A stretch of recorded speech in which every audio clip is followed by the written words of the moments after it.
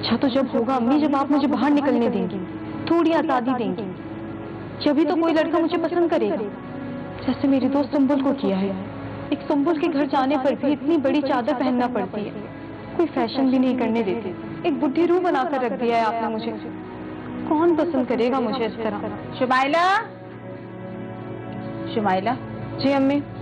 बेटा मेरे सर में बहुत दर्द हो रहा है और खुश्की भी बहुत हो गई है, तेल लगा दो। अम्मी अभी तो मैं सुंबुल की तरफ जा रही हूँ, वापस आकर लगा दूंगी। देखो शुमाइला, ये रोज रोज सुंबुल के घर चक्कर लगाना ना मुझे बिल्कुल भी पसंद नहीं है। और ये रात का खाना कौन बनाएगा? अम्मी एक ही तो दोस्त है मेरी, अब उसकी शादी हो रही है, उसमें भी ना जाऊं।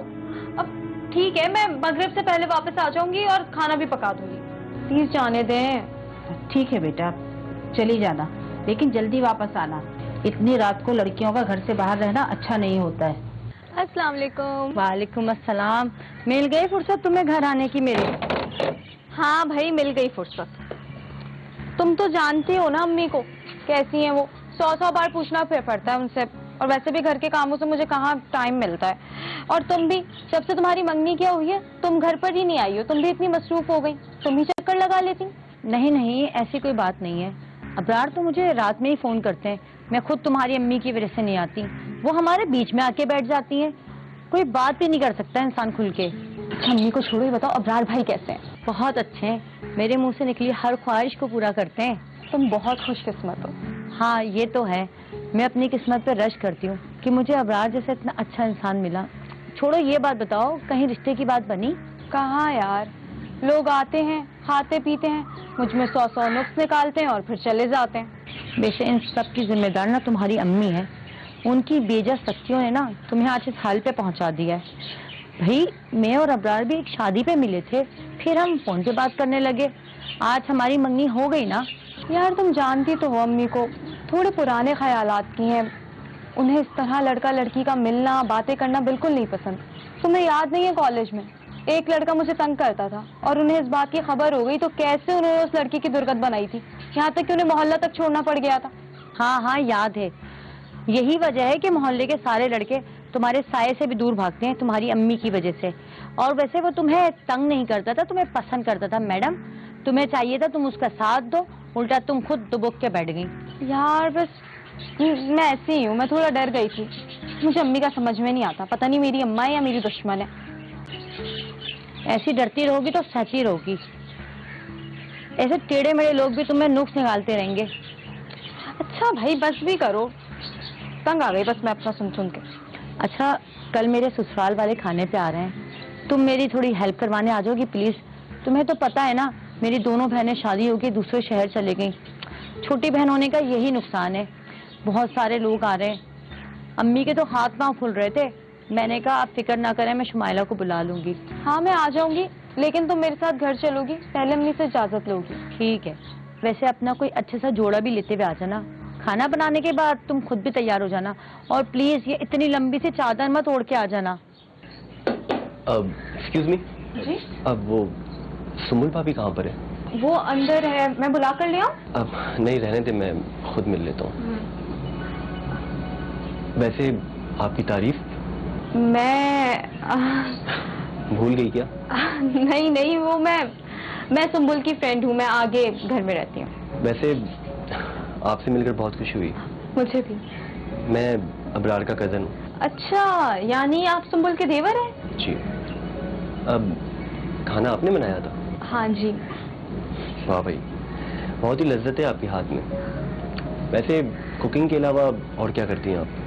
मैं स्कूल ऑफ आर्ट्स में पढ़ती हूँ। ओह, आर्टिस्ट हैं आप। वैसे मुझे भी स्केचिंग का बहुत शौक है, और अब तो लगता है कि मुझे आपसे शागिर्दगी इख्तियार करनी चाहिए। मैं फीस लूंगी। हमसे भी लेंगी क्या? क्यों, आप मेरे मामू के बेटे हैं? अरे मामू के बेटे से क्या होता है। हाँ अगर आप चाहें तो इससे ज्यादा कहीं करीबी रिश्ता हम इख्तियार कर सकते हैं। मुझे लग रहा है कि आपको अंदर कोई बुला रहा है। हाय अल्लाह, ये लड़का कैसी बातें कर रहा था, मेरा दिल कितना तेज तेज धड़क रहा है। कितना अच्छा है अबरार भाई का कसम, क्या इसे मैं वाकई अच्छी लगी। शुक्र है सुंबुल ने मुझे तैयार होने का कहा था, उसने मुझे अच्छी उल्ली में ही देखा है। तुम्हारी अम्मी तो नहीं है? नहीं नहीं, वो घर पर नहीं है, सौदा लेने गई है। आओ। अरे दरवाजा तो बंद कर दो, कुंडी लगा दो। और भाई कैसे आना हुआ? बस मुझे तुमसे कोई जरूरी बात करनी है। अच्छा। हाँ। क्या? वो अबरार का कजन है ना, आतिफ, हाँ हाँ। उसने तुम्हें पसंद किया है। तुम्हें देखते ही पहली नजर में तुम्हारा दीवाना हो गया है। वो तुमसे मिलना चाहता है। लेकिन यार सुंबुल, तुम तो मेरी अम्मी को जानती हो, ऐसे कैसे? यार मेरी अम्मी को कल कहीं जाना है, मैंने उसे घर बुला लिया है, तुम कोई बहाना करके आ जाना। वैसे मैंने उससे बता दिया है कि शुबाइला की अम्मी उस पर बहुत कड़ी नजर रखती हैं। देखो इस बार तुम्हें हिम्मत करनी पड़ेगी, अगर नहीं आओगी तो मुझे बता दो, मुझे शर्मिंदा मत करवाना। नहीं नहीं, मैं जरूर आऊंगी। अच्छा ये बताओ, करता क्या है, काम क्या करता है, आदत का कैसा है, दिखता कैसा है, सब बताओ ना। अरे अरे, इतने सवालात एक साथ बेताबी है तो देखो। वैसे वो भी तुम्हारे बारे में ऐसे सवाल कर रहा था, लगता है आग दोनों तरफ बराबर लगी हुई है। नहीं नहीं, ऐसी कोई बात नहीं है। एक बात बताओ सुंबुल, क्या मैं उसे वाकई अच्छी लगी हूँ? ऐसा तो नहीं ना कि तुम मेरे साथ कोई मजाक कर रही हो? मेरी जान, तुम्हें लोगों ने इतना रिजेक्ट किया ना कि तुम अंदर से डर गई हो। हाँ ये तो है। ज़्यादातर हमारी जो बुक्स हैं उसके अंदर साइंस और टेक्नोलॉजी के ऊपर बात होती है और सेल्फ ग्रूमिंग के ऊपर हमने कभी फोकस ही नहीं किया।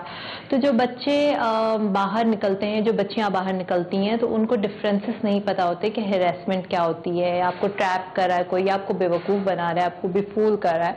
तो इन सब चीज़ों के लिए वालिदैन को अपने बच्चों पर कड़ी निगरानी रखना बहुत ज़्यादा ज़रूरी है। उसकी वजह यह है कि खुदा न खास जब बच्चियाँ बड़ी होती हैं तो उनको कोई ना कोई ऐसा इमोशनली कोई लड़की हो या लड़का हो, वो चाहिए होता है उससे अपने बातें करें, उनके अपने दिल की बातें उनसे शेयर करें। सो वो कोई ना कोई बंदा ढूंढती हैं, कोई ना कोई शख्स या बच्ची ढूंढती है, लड़की ढूंढती है, उनसे मिलती हैं, बातें करती हैं, अपनी बातें बताती हैं। तो ये उनको ये आइडिया नहीं होता सामने वाला बंदा उनके साथ सिंसियर है या नहीं है। तो जो पेरेंट्स अपने बच्चों को रिकरेंटली उनको देख रहे होते हैं, उनकी हरकत पर नज़र होती है, तो वो बच्चे काफ़ी हद तक सेव हो जाते हैं। एक और दूसरी चीज़ पे होती है कि बच्चियां अगर घर से निकल रही होती हैं तो पेरेंट्स को इस चीज़ में ज़रूर आगाही रखनी चाहिए कि बच्चियां कहाँ जा रही हैं। अस्सलाम वालेकुम। वालेकुम सलाम। आइए बैठिए आप।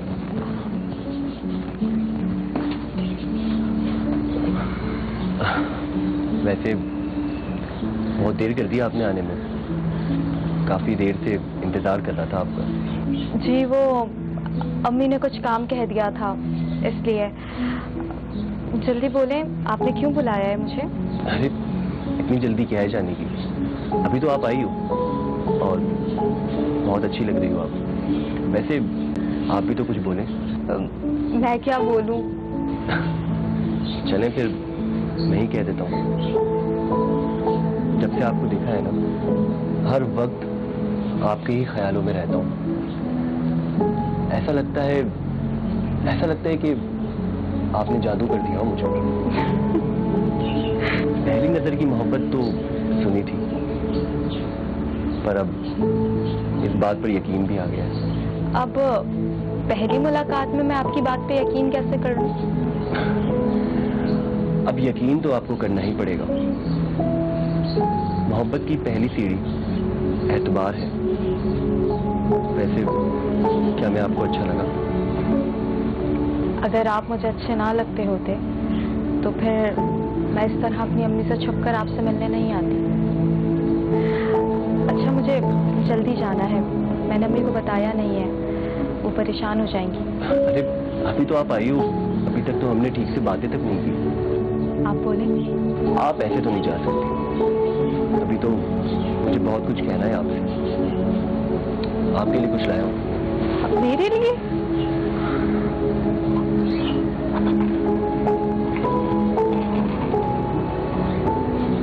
ये तो बहुत ही खूबसूरत है। लेकिन इस सब की क्या जरूरत थी? ये तो बहुत महंगी लग रही है। जरूरत तो थी मुझे, अच्छी लगी। हाँ अगर आप इसे पहनोगी तो इसकी कीमत और बढ़ जाएगी। वैसे अभी तक तो इसकी कोई खास कीमत नहीं है। अब आप मुझे कंफ्यूज कर रहे हैं। नहीं, मैं मैं तो सच कह रहा हूँ। वैसे ये रंग आप पर बहुत सूट कर रहा है।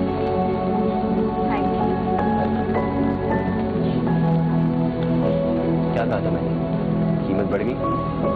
ये मोहब्बत करने वालों की राह में इतनी रुकावटें क्यों आती हैं? क्यों उनको अपनी मंजिल आसानी से नहीं मिलती? उस मोहब्बत को पाने के लिए अभी मुझे कितने जतन और करने पड़ेंगे। आतिफ से शादी को अरेंज मैरिज करवाना पड़ेगा, वरना अम्मी नहीं, मैं आतिफ के बिना अब जिंदगी गुजारने का सोच भी नहीं सकती।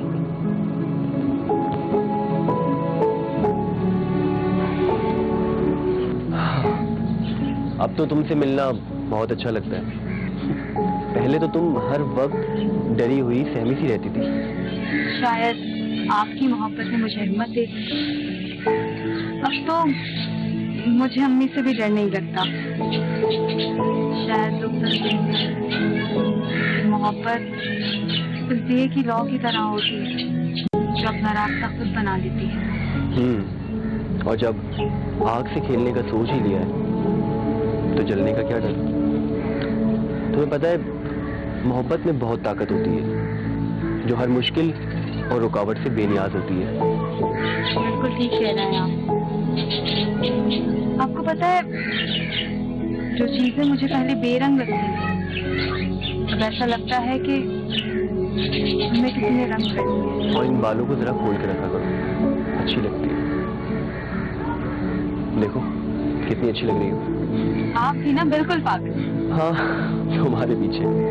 एक बात कहूँ, कभी कभी सोचती हूँ कि कहीं ये सब कुछ ख्वाब तो नहीं है। क्या कोई मुझे भी इतना चाह सकता है? हाँ, चाहे जाने का एहसास बहुत ही खूबसूरत होता है और इस ख्वाब की ताबीर हम जल्द पालेंगे।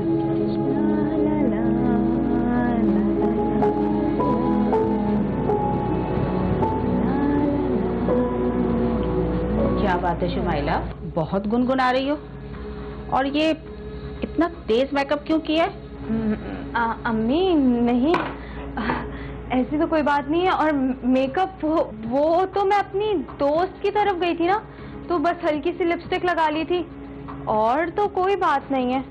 आप कहती हैं तो अभी हटा देती हूँ। देखो तो सही कितनी डार्क लिपस्टिक लगाई है तुमने। शुमाइला, सब देख रही हूँ मैं, सुधर जाओ। नहीं, लेकिन मैंने किया क्या है? यही तो नहीं पता चल रहा। जिस दिन पता चल गया ना, लग पता जाएगा। और तुम तो जानती हो ना अपनी माँ को। पेरेंट्स को, बीइंग अ पेरेंट्स, आप अपने बच्चों के लिए विजिलेंट होना बहुत जरूरी है। जो पेरेंट्स, आज का सोशल मीडिया का दौर है, तो बहुत सारे पेरेंट्स फेसबुक में लगे रहते हैं, व्हाट्सएप पे लगे रहते हैं, उनके पास टाइम ही नहीं होता कि अपने बच्चों की एक्टिविटीज के ऊपर नजर रखें। तो खुदारा मैं आपसे ये रिक्वेस्ट करूंगी कि अपने बच्चों की हर एक्टिविटी पर बहुत अच्छे तरीके से नजर रखें और उनको बहुत पोलाइट वे में समझाएं। और अगर आप अपने बच्चों के ऊपर बहुत ज्यादा सख्ती करेंगे तो जाहिर सी बात है, ये साइकोलॉजी होती है इंसान की कि जब आप सख्ती के साथ कोई बात समझाते हैं तो वो इंसान जो है उसके खिलाफ खड़े होने की कोशिश करता है। तो आप उन बच्चों को अवेयर करें, उनको उनके राइट्स के बारे में बताएं, अच्छे बुरे की तमीज सिखाएं। अच्छे बुरे की जब तमीज सिखाएंगे तो बच्चे आपके साथ आपकी हाँ में हाँ खुद से मिलाना शुरू हो जाएंगे।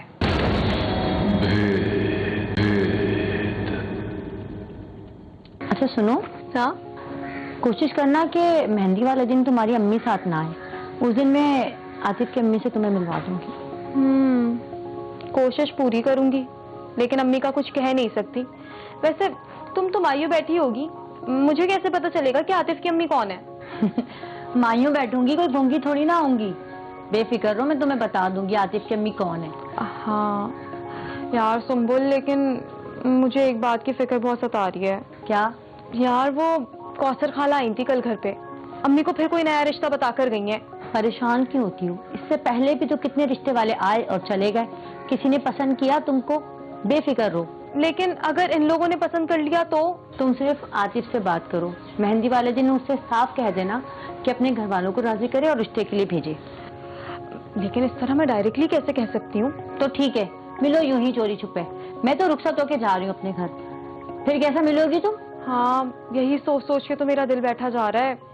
अब आतिफ को ही कुछ करना पड़ेगा, लेकिन हमें इस शादी को अरेंज मैरिज का रूप देना होगा, क्योंकि अगर मेरी अम्मी को शक हो गया ना तो वो कभी भी राजी नहीं होंगी इस शादी के लिए। और सुंबुल, इस काम में तुम्हें मेरा साथ देना होगा। तुम बस आतिफ से कहो वो अपनी अम्मी को राजी करें, तुम्हारी अम्मी को मैं राजी कर लूंगी। कह दूंगी मेरी शादी में शुमाइला को पसंद किया था।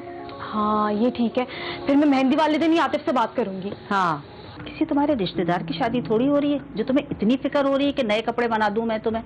पिछले महीने तो मैंने तुम्हें 2 सूट बनवा कर दिए थे, वो पहनकर चली जाना। अम्मी लेकिन वो शलवार कमीज है। तो क्या हो गया, वो ही पहन लेना। कौन से तुम्हारे सगों की शादी हो रही है? अल्लाह, अच्छा तो फिर आपका जो मोती वाला सेट है वो तो दे देंगी ना पहनने के लिए? हाय हाय, क्या हो गया है तुम्हें? इतना भारी सेट अगर वो पहनोगी ना तो अम्मा लगोगी। ये फजूल के फैशन ना मुझे बिल्कुल भी पसंद नहीं है। अब कोई फजूल फरमाइश नहीं करना। और हाँ, ये मेकअप थोड़ा हल्का करके जाना। अगर तुमने तेज मेकअप किया ना तो मैं मुंह धुलवा दूंगी तुम्हारा। जी अच्छा। शुमाइला, क्या हो गया था तुम्हें? ये तरबियत की है मैंने तुम्हारी, शर्म नहीं आई तुम्हें? उन लड़कियों को नाचता गाता देखकर तुम भी शुरू हो गई। अरे ना ही अपनी रिवायत का ख्याल किया तुमने, ना ही अपने दुपट्टे का। अम्मी मुझे माफ कर दे अम्मी, मैं दोबारा कभी भी ऐसा नहीं करूंगी अम्मी, मुझे माफ कर। तुमने तो मेरा सर शर्म से झुका दिया है। ये परवरिश थोड़ी की थी मैंने। तुम्हारे बाप को क्या मुंह दिखाऊंगी, क्या कहूंगी मैं उनसे कि मैंने ये तरबियत की आपके जाने के बाद? अरे कुछ तो ख्याल करती।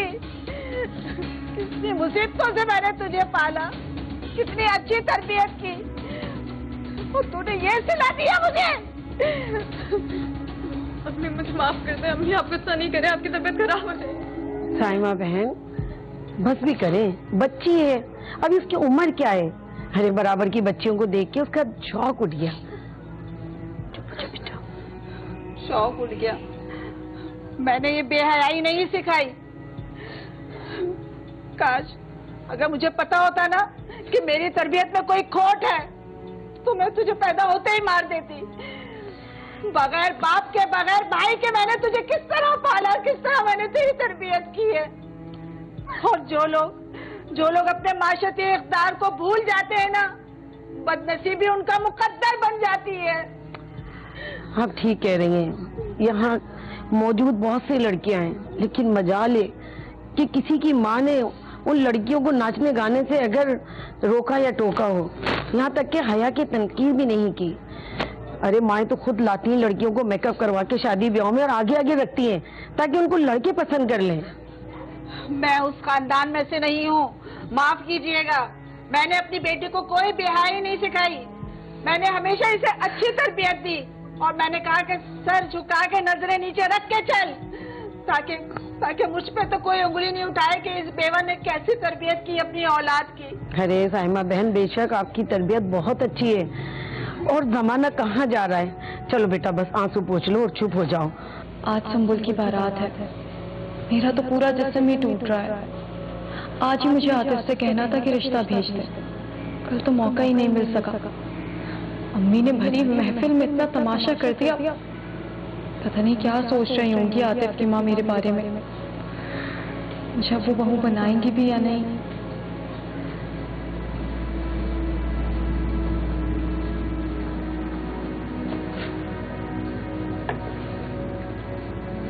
शुमाइला, बुखार उतरा बेटा? तबीयत कैसी है? लाओ सर दबा दो।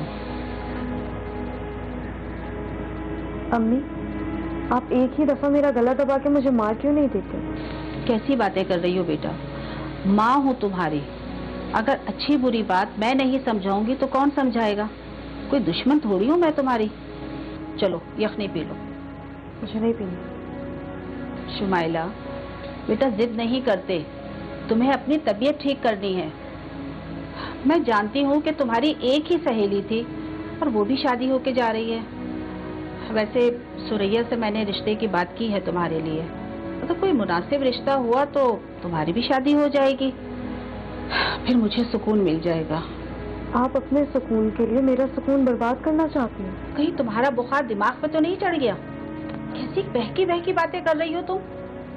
बेटा, हर लड़की को एक न एक दिन अपने माँ बाप का घर छोड़कर जाना होता है और ये काम मुनासिब वक्त में हो जाए उतना ही अच्छा है। जब कभी आपको अपने बच्चों की कोई बात नहीं पसंद आ रही, आपको कोई बच्चों के एक्ट नहीं समझ आ रहा, तो आप बच्चों को बहुत प्यार से, बहुत इत्मीनान से और बहुत पुरसुकून एटीट्यूड के साथ अच्छे और बुरे के बारे में बताएं कि बेटा ये तरह आपने जो एक्ट किया है इसका ये रिजल्ट हो सकता है, ये आपकी पर्सनैलिटी के लिए ये चीज़ अच्छी नहीं है, तो you have to make your personality very like positive. तो पेरेंट्स को चाहिए कि अपने बच्चों को अच्छे और बुरे की जो तमीज़ सिखाएं वो बहुत पोलाइट और वेरी जेंटल वे में दिखाएं। शुमाइला बेटा, वो शाम को कुछ लोग आ रहे हैं रिश्ते के लिए, तो तुम बेटा अच्छा सा तैयार हो जाना और छोटा मोटा कोई रिफ्रेशमेंट का इंतजाम कर लेना। अम्मी, मेरी तबीयत कुछ अजीब सी हो रही है, मुझे लग रहा है कि मुझे ना फिर से बुखार चढ़ जाएगा। अरे अरे, खुदा ना करे तुम्हें अब दोबारा बुखार हो। बेटा अपना दिल बहलाओ थोड़ा सा, अपना ध्यान इधर उधर करो। क्या हो गया है तुम्हें? अम्मी, आप उन लोगों को मना कर दें। मुझे अभी कोई शादी वादी नहीं करनी। पता नहीं तुमने क्या रोग पाल लिया है। सुंबुल की शादी क्या हुई, तुम तो बिल्कुल ही अजीब हो गई हो। इसलिए तो मैंने तुम्हारे लिए रिश्ते की बात की थी। अब अच्छे लोग मिल रहे हैं, अच्छा रिश्ता है, तो बेटा मान जाओ। अम्मी, मैं मना थोड़ी कर रही हूँ, मैं आपको सिर्फ इतना कह रही हूँ कि आप उन्हें अभी मना कर दें। आप उन्हें कुछ 1-2 हफ्ते के बाद बुला लीजिएगा, मेरी तबीयत कुछ ठीक नहीं है अभी। कैसे समझाऊं मैं तुम्हें? देखो बेटा शुमाइला, मेरी जिंदगी का कोई भरोसा नहीं है। मैं चाहती हूँ कि मेरे जीते जी तुम अपने घर की हो जाओ, इज्जत से चली जाओ, ताकि मैं सुकून से मर तो सकूं बेटा। अम्मी, आप देखो, अब बिला वजह का ना मुझे गुस्सा मत दिलाना। तुम्हें पता है ना मेरा गुस्सा कितना खराब है। ऐसा ना हो कि मैं कुछ बुरा कर जाऊं तुम्हारे साथ। बस अब अपनी जिद छोड़ दो, शाम को मेहमान आ रहे हैं, तैयार हो जाना। अब मैं कुछ नहीं सुनूंगी और मूड अपना बिल्कुल सही कर लो। पर सुंबुल, तुम मुझसे कोई राब्ता तो करती, कोई पैगाम तो दे देती मेरे लिए। तुम्हें पता भी है मैं कितनी परेशान हूँ। हाँ हाँ, मुझे सब पता है कि तुम्हें किसके पैगाम का इंतजार था और तुम क्यों परेशान थी। आज मेरे लिए कोई रिश्ते वाले आ रहे हैं। मम्मी मेरी कहीं और शादी कर देंगी सुंबुल। तो कर लो शादी। तुमने कितनी आसानी से कह दिया। अरे मेरी जान, परेशान क्यों होती हो? आखिर मैदान मार लिया तुमने। तुम्हें पता है कौन आया है? आतिफ की अम्मी आई है तुम्हारा रिश्ता लेकर। क्या तुम सच कह रही हो? नहीं तो क्या मैं झूठ बोल रही हूँ? आखिर आतिफ ने अपनी माँ को मनवा ही लिया। तुम्हें पता है, मैं तो ये समझ रही थी कि आतिफ बेवफा है, और तुमने मेरी अम्मी को क्या कहा? हमने आंटी से यही कहा कि मेरी शादी में नाहिद आंटी ने तुम्हें पसंद किया था।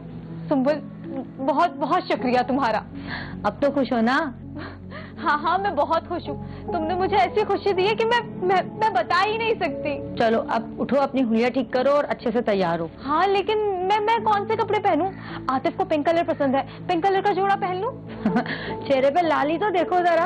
यार प्लीज तंग मत करो। अच्छा मुझे बताइए, मैं कौन सा जोड़ा पहनूं? अच्छा ना दिखाओगी तो बताऊंगी ना। अच्छा दिखाती हूँ। अम्मी, मैं सोच रही थी आज अपने घर हो आऊं। बहुत दिन हो गए, अम्मी से मुलाकात भी नहीं हुई, दावतों में इतनी मसरूफ हो गई थी। हाँ हाँ बेटा, जाती रहा करो, याद कर रही होंगी। वैसे बड़ी अच्छी खातून है तुम्हारी माँ। तुम्हें पता है मैंने तुमसे अपने बेटे का रिश्ता क्यों किया? यकीनन आतिफ का प्यार देखकर। आजकल की माएँ बेटियों की तरफ से आंखें बंद करके बैठी हैं, और लड़कियां फैशन के साथ साथ हया से भी दूर हो गई हैं। शादी ब्याह में तैयार होके जाके भंगड़े लुड्डियां डालना जैसे आम सी बात हो गई है। तुम भी इस काम के लिए उठी थी, लेकिन तुम्हारी माँ ने मजमे का ख्याल किए बगैर अपनी बेटी की इज्जत का ख्याल किया और तुम्हें सबके सामने सुनाया। लेकिन तुमने भी एक लफ्ज नहीं बोला, रोती रही और माफी मांगती रही। बस जब ही मैंने जी में सोचा कि नाहिद बेगम इससे अच्छा घराना नहीं मिलेगा। सियानों ने कहा है अगर लड़की ब्याह के लाना है तो पहले उसकी माँ को देखो, और मैंने भी तुम्हारी माँ को देखा और हाँ कर दी। जबकि बेटा मैं अपने आतिफ की शादी कहीं और करना चाहती थी। अच्छा बेटा तुम तैयार हो जाओ, मैं जरा किचन देखती हूँ। वाह अम्मी, मैं तो शादी को अपनी मोहब्बत की ताकत समझती थी, मगर पता चला वो आपके किरदार की ताकत थी जिसने मुझे मेरी मंजिल दिलवा दी। सच कह रही थी नाहिद खाला, बेटियों की तरबियत आंखें बंद करके नहीं की जा सकती। ये नाजुक पौधा कड़ी निगरानी में ही परवान चढ़ सकता है। कितनी बेवकूफ थी मैं, आपको अपनी शादी का सबसे बड़ा दुश्मन समझ बैठी। लेकिन वाह मेरी माँ, इस जगह भी आपने अपने किरदार से मुझे सरखुरू कर दिया। वाकई लड़की की शादी उसकी माँ को देखकर ही की जाती है, क्योंकि बेटी माँ का अक्स होती है। जैसे कि उसकी जो होने वाली सास थी वो सिर्फ रिश्ता इसीलिए लेकर आई कि वो बच्ची को माँ जो है रोक रही हैं, तो किस कदर उसकी वालदा ने उसकी अच्छी तरबियत की होगी। तो हमें सम टाइम ऐसा लग रहा होता है कि हमारे पर जो सख्तियाँ हैं, जैसे स्कूल में हमारे पर सख्तियाँ हो रही होती हैं या घर में सख्तियाँ हो रही होती हैं, वो हमें अपने लिए बहुत नेगेटिव लग रही होती हैं। इवेंचुअली उनके रिजल्ट्स जो होते हैं वो बहुत अच्छे होते हैं और एंड पॉइंट में आप एक बहुत अच्छे इंसान साबित होते हैं। तो ये सब चीज़ें जो होती हैं आपकी अपने प्रोग्राम के तवज्जो से यही कहूँगी कि जब जब आपके ऊपर कोई सख्ती की जाती है, जब जब आपको किसी चीज़ से रोका जाता है, तो इसको पॉजिटिव लें, उसको नेगेटिव ना लें। हो सकता है ये आपकी पर्सनैलिटी के लिए बहुत अच्छी हो, और जब कभी आपके ऊपर फुल स्टॉप लगाया जाता है किसी भी इंसान के लिए, तो फुल स्टॉप से वो रुक जाता है। अदरवाइज जब इंसान की फितरत होती है, जब उसको बहुत ज़्यादा आज़ादी दी जाती है, तो वो उस आज़ादी का नाजायज़ फ़ायदा ही उठाता है।